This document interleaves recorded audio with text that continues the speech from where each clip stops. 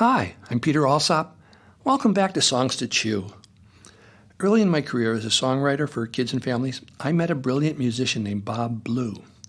He wrote songs like I do, and he too was committed to helping children and families figure out how to navigate through childhood and parenthood in this funny old world of ours. Bob's stories and songs provide ways for folks to see things a bit more clearly. By listening to them, we get new ideas about how to proceed more kind-heartedly through our lives together. So we became friends. He lived in Amherst, Massachusetts, and I'm from Topanga, so we didn't see as much of each other as we would have liked, but that was fine. Today's Song to Chew is one written by Bob that I recorded on my Staying Over album. It's called Dear Mr. President. I love this one because I think many of us family songwriters steer clear of some of the difficult issues that kids and families have to face, partly because we don't want to scare the children, but also because we know that many parents may not feel equipped to address certain issues with their kids. But as you will see in this song, it's possible to talk with kids about almost anything, as long as it's done thoughtfully and in a manner that gently opens up the subject so kids and parents can have a safe dialogue about it. Parents don't ever need to feel inadequate. If we simply bring something up gently and then just listen and support our kids, we will find out what they know and what they think, and then maybe we can ask them some simple questions. It's always okay for parents and teachers to say, I don't know the answer to that question. I'm going to think about that for a while. I need to chew on that idea for a bit. And it's important to do that because it models for kids that it's okay if they don't have immediate answers for some of their own questions either. So let's listen to Dear Mr. President. Dear Mr. President, I am in second grade. My teacher thought that I should write this down for you. I don't know why he thinks that you'd be interested. You have so many things to do. Last week at Show and Tell, I shared my sticker book, and Michael Ergo said that he had one like mine. I said I had about 200 stickers now. He said he had 509. I got home after school, picked up my piggy bank, emptied it out, and then I laughed and put it down. I went to Favorite Things. It's like a sticker store.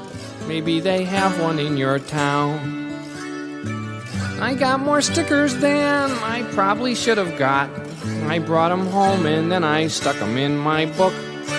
It took me very long, like maybe half a day. Well, I'm not sure how long it took. I brought them all to school, and Michael laughed at me. He said at home he had a whole lot more than me. He said his father owns a sticker factory and brought him home 10,003. I called him a dirty liar. He called me something else, something my parents said a person shouldn't say. I told him, cut it out. He said, you make me stop. I hate when people talk that way. Then I hit Michael's arm. I know I shouldn't hit, but I was angry as an 8-year-old can be.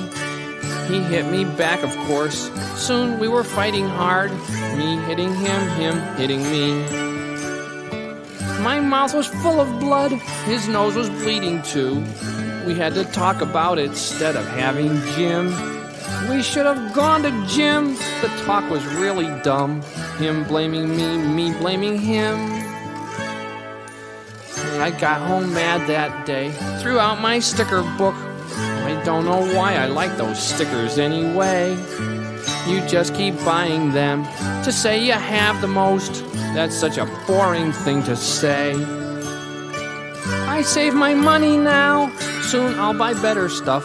Stuff that is useful, like a bicycle or sled. And Michael's friends with me showed me his sticker book. Not quite as many as he said. I cannot figure out why I am writing this. Maybe my teacher thinks that you have stickers too. Well, if you really do, why don't you throw them out? Sincerely, your friend, Tommy Drew. In Bob's original version of the song, when he performed it, the letter was written by a little girl, Sincerely your friend Mary Lou. And because I wanted to sing it on my album, not as myself but as one of the boys on the album, I asked Bob if I could change Mary Lou to a boy's name. He said, okay. And I said, how about Bobby Blue? He said, no, not that. I said, okay, well, how about Tommy Drew? He said, sure, that'll work. So that's what I used. I've always admired Bob's craft as a songwriter, but even more than that, I admire how he always puts the kids in their stories first instead of himself. That was what was most important. Let's see, what else? Oh, in case you were curious about what instruments I played on that song, it was my acoustic guitar, an auto harp, a glockenspiel, and toward the end of the song I played my nose flute. You can kind of slide smoothly around through all the notes with a nose flute. Most people would say that a song about the President of the United States is inherently a political song. And why in the world would we play political songs for children? And I would respond, what exactly do you mean when you say political? Because the definition of politics is the activities associated with the governance of a country or other area, especially the debate or conflict among individuals or parties having or hoping to achieve power. And I think that just about everything we do with our time here on the planet, analyzing interpersonal interactions and deciding what actions we should take or avoid taking, are all political decisions, especially for kids, who aren't concerned that much about the governance of our country, but they are concerned with the other area, part of that definition, as in reference to our immediate family area or our school area. Kids are constantly having to assess who has power in these areas and figure out how they can move about and get what they want from those in power. It's usually mom or dad, but it might be grandma or the principal, the lady in the cafeteria, the custodian, or the school bully. Kids don't much know or use the word escalation, but you can describe what happens when one kid pushes another kid waiting in line, and that other kid pushes the first kid back harder, and the first kid shoves the other kid back again even harder, really hard. Kids understand this. They just don't use the word escalation.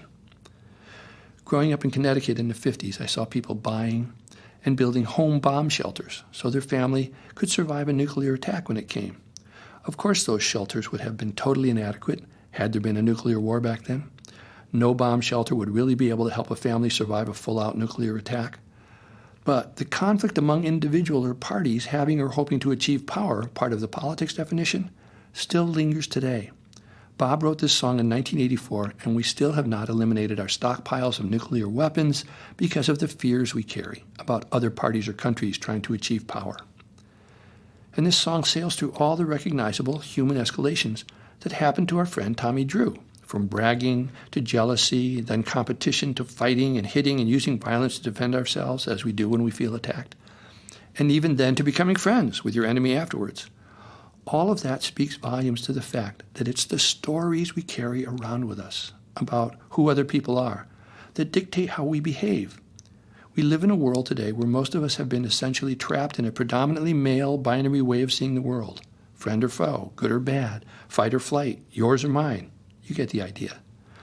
When we live in a society that sees the world with these parameters, it limits us terribly in ways that prevent us from putting on another set of glasses in order to see things from a different perspective.